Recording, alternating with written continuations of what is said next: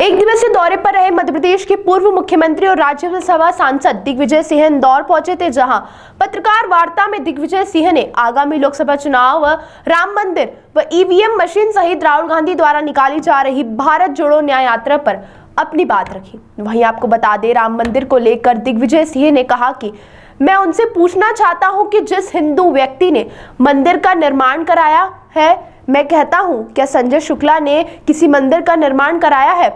वहीं राम मंदिर प्राण प्रतिष्ठा को लेकर दिग्विजय सिंह ने कहा कि अपूर्ण मंदिर के प्राण प्रतिष्ठा करना यह सनातन धर्म की परंपरा के विपरीत है। वहीं दिग्विजय सिंह ने कहा कि और यदि ऐसा होता है तो यह विनाश के लक्षण है। मंदिर का निर्माण जब तक पूरा न हो जाए, जब तक ध्वज और कलश न चढ़ जाए, तब तक स्थापना नहीं हो सकती है। लेकिन प्रधानमंत्री नरेंद्र मोदी ने केवल भगवान राम के मंदिर के निर्माण का एक बहाना बनाया है। दिग्विजय सिंह ने कहा कि राम मंदिर निर्माण में सभी ने चंदा दिया था, जिसमें मैंने भी चंदा दिया था। अदालत के फैसले के बाद हम सभी ने स्वीकार करते हुए चंदा दिया, लेकिन प्रधानमंत्री नरेंद्र मोदी ने इसे पॉलिटिकल इशू बना दिया। राम मंदिर को राजनीति से अलग करने की जरूरत है। दिग्विजय सिंह ने कहा कि मंदिर निर्माण के लिए देश के पूर्व प्रधानमंत्री नरसिम्हा राव ने, चारों शंकराचार्य ने और रामानंद संप्रदाय के रामायण न्यास का गठन किया गया, उनसे निर्माण करना चाहिए था। निर्मोही अखाड़ा, जो कि कई सदियों से सेवा करता रहा है, हनुमानगढ़ी में उनको मंदिर से बिल्कुल अलग कर दिया और उनकी जगह विश्व हिंदू परिषद को लेकर आ गए दिग्विजय। वहीं कांग्रेस के पूर्व प्रदेश अध्यक्ष सुरेश पचौरी व कांग्रेस विधायक द्वारा कांग्रेस छोड़ भाजपा का दामन थामने पर दिग्विजय सिंह ने कहा कि वो कांग्रेस की विचारधारा से जुड़े हुए हैं, जिन्होंने राजनीति में प्रवेश किया है, वह सोच समझकर विचारधारा के लिए किया है। इस देश में 3 विचारधारा है, एक कम्युनिस्ट की, गांधी नेहरू की, सांप्रदायिक सद्भाव और भारतीय संविधान की जो मूल आधार है उस पर जिनका विश्वास है, और तीसरी विचारधारा है संघ के। अब जो लोग छोड़कर जा रहे हैं, मुझे लगता नहीं है कि कोई विचारधारा की बात होगी। यदि विचारधारा की बात होती तो कांग्रेस में आए क्यों थे और कांग्रेस से चुनाव लड़े क्यों थे? भाजपा के खिलाफ उन्होंने लड़ाई क्यों लड़ी? जिसको लेकर दिग्विजय सिंह ने कहा कि सत्ता और कुर्सी का राजनीति में कम से कम मेरे लिए उतना महत्व नहीं है जितना विचारधारा का है। मैं उनसे पूछना चाहता हूं, जिस हिंदू व्यक्ति ने कोई मंदिर का निर्माण कराया है, मैं तो कहता हूँ संजय शुक्ला जी ने तो मंदिर का निर्माण कराया है उनके परिवार ने, तो अपूर्ण मंदिर के प्राण प्रतिष्ठा करना ये सनातन धर्म की परंपराओं के विपरीत है,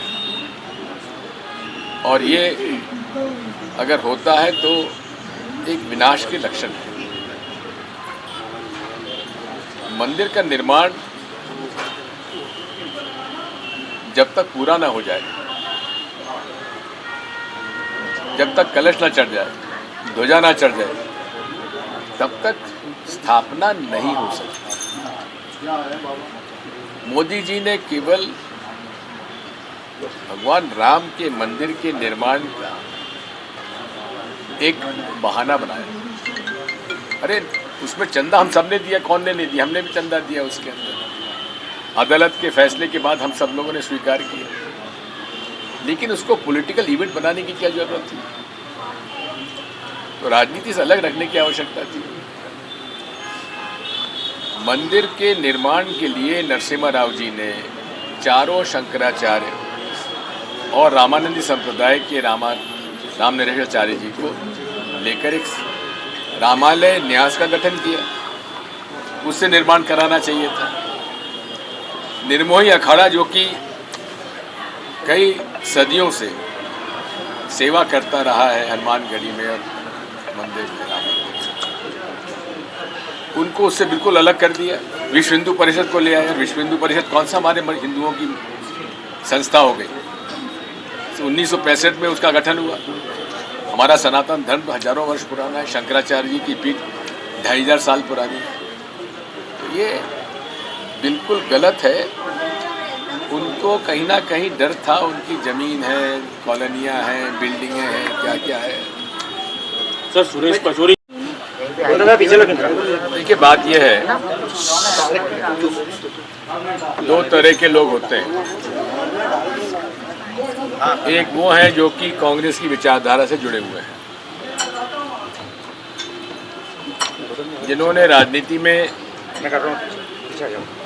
प्रवेश जो किया है वो सोच समझ के विचारधारा के लिए किया है। इस देश में 3 विचारधाराएं हैं, एक है कम्युनिस्टों की, एक है गांधी नेहरू की, सांप्रदायिक सद्भाव की, और भारतीय संविधान की जो मूल का जो आधार है उस पर जिनका विश्वास है।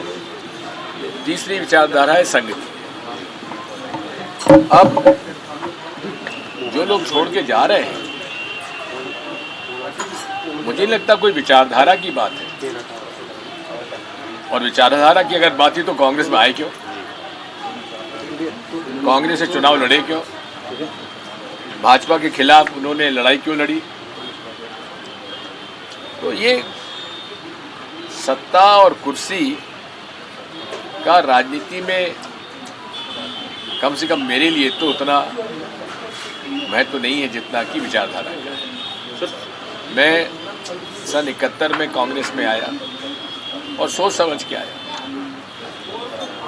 जनसंघ मुझे चाहती थी मैं उनके साथ जाऊं, आरएसएस के लोग चाहते थे मैं उनके साथ जाऊं, लेकिन मैंने कांग्रेस का रास्ता चुना और जीवन भर उसके लिए लड़ाई लड़ी। 77 में भी लोग कहते थे कांग्रेस समाप्त हो जाएगी, मैं उस समय चुनाव लड़ा और जीत कर आए। यहाँ से जगदीश शर्मा जीते थे, सुरेश सेठ जीते थे। ऐसा नहीं है, कांग्रेस पार्टी जन जन में है। नेता जा सकते हैं, लेकिन कांग्रेस का जो नजर आता है नीतीश कुमार भी उधर चले गए, फिर इंडिया अलायंस में भी दिक्कतें चालू हुई। तो मुख्य कारण क्या है? क्योंकि चुनाव आने वाले समय में कुर्सी, बिना कुर्सी के नहीं रह सकते ये लोग। लोकसभा चुनाव में कांग्रेस किसके चेहरे पर जाएगी मध्य प्रदेश? हो रहे हैं। लोकसभा चुनाव में कांग्रेस किसके चेहरे पर जाएगी मध्य प्रदेश? हमारे पास चेहरों की कमी नहीं है। सर बीजेपी महिला लाने की तैयारी कर रही है। बीजेपी जो है इंदौर में महिला चेहरा लाने की तैयारी कर रही है। सेंट्रल क्या गवर्नमेंट के आपकी मिनिस्टर की भी जानकारी चली आ रही, नाम चल रहा है कि कोई सेंट्रल मिनिस्टर भी यहाँ से चुनाव लड़ सकता है इंदौर से। तो ऐसी क्या कोई अभी कोई महिला गांधी जी का टिकट कट रहा है क्या? मतलब दिल्ली में जो शर्मनाक घटना हुई कल, नमाजियों को लात मारने, उसको किस तरह से देखते हैं? बात यह है, किसी भी व्यक्ति को अपने धर्म का पालन करते हुए उसे रोक टोक नहीं करना चाहिए। भाई उसको मना करना था, मना पहले कर देते या बाद में कर देते, लेकिन जिस तरह से जो बर्ताव किया गया है वो ठीक नहीं। सर वल्लभ भवन में आज फिर एक बार आग लगी है। अब यही तो मुसीबत है, हर साल आग लग रही है। मेरे कार्यकाल में एक आग नहीं लगी, अब हर साल कभी सतपुड़ा में लग जाती, कभी वल्लभ भवन में लग जाती, फिर विंध्याचल में लग जाती है। पूरे तरीके से भ्रष्टाचार के प्रमाणों को नष्ट किया जा रहा है। आज तक हमें नहीं मालूम कि वहाँ फाइलें कौन सी जली, क्यों जली, कैसे जली। हर बार कहते हैं जांच हो रही है, जांच का प्रतिवेदन सामने आना चाहिए, वो क्यों नहीं बताते? सर वायनाड से जब ताज़ा खबरों के लिए सब्सक्राइब करें JSR टाइम्स और साथ ही नोटिफिकेशन पाने के लिए बेल आइकन को दबाएं।